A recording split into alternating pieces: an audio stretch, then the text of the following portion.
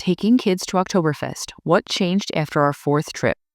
Previously, I made a video all about taking kids to Oktoberfest. After our most recent trip, this time with 4 kids, I wanted to share some updates. What changed most for us was how we handled the tents, childcare, and costs now that our kids are older. We've now been to Oktoberfest 4 times, and honestly, there's still so much we haven't seen or done. First, let's start with things that haven't changed. Kids are allowed and welcomed at the festival grounds and inside the tents until 8 p.m. Strollers are allowed on the grounds until 6 p.m., except weekends and holidays when it's simply too crowded. I highly recommend planning a weekday visit if you can. It's much more enjoyable experience during the day, and the evenings in the tents are just as rowdy and fun.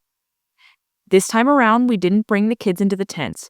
We traveled with childcare, and while our kids are allowed in the tents, you still have to meet the minimum consumption requirement for each seat, including children, which can make it a very expensive dinner when you're traveling with multiple kids.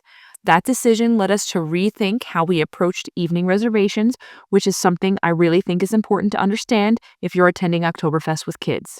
Most evening reservations start between 5 and 6 p.m. While those reservations go until close, usually around 10:30 or 11, kids under 6 are required to leave the tents by 8 p.m.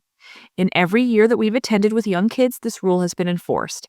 Even though our reservation technically lasts much later, we still needed to have the kids out by 8. For a couple of our earlier trips, my husband and I handled this by trading evenings. We'd all go to the tent together for dinner, and then one of us would take the kids back to the hotel around bedtime while the other stayed. On our most recent trip, we traveled with our au pair, which gave us a different option. She took the kids back to the hotel for 2 of the nights, which allowed my husband and I to actually spend a full evening in the tents together for the first time since our honeymoon, and it was honestly amazing. We also made sure it went both ways. One night, I took the kids back so our au pair could experience the tents at night too. The biggest takeaway here is the evening reservations with kids can absolutely work, but you need a plan for that 8 p.m. cutoff. One area we explored for the first time on this trip was the family area.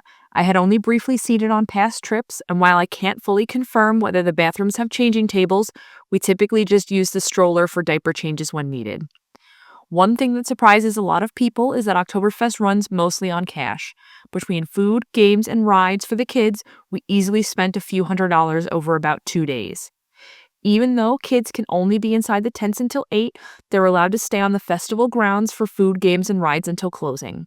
That said, depending on the age of your kids, you may want to leave before the tents let out for the night just to avoid the mass exodus of adults who may have had a little too much fun. One thing we still haven't done is visit the old Oktoberfest area, which is known to be more family-friendly with rides for younger kids and a calmer atmosphere inside the tents. Over the years, our Oktoberfest experience has changed as our kids have grown. On our first trip, our twins were 9 months old, and simply being there was exciting enough. By age 5, they were obsessed with games, especially the dart game.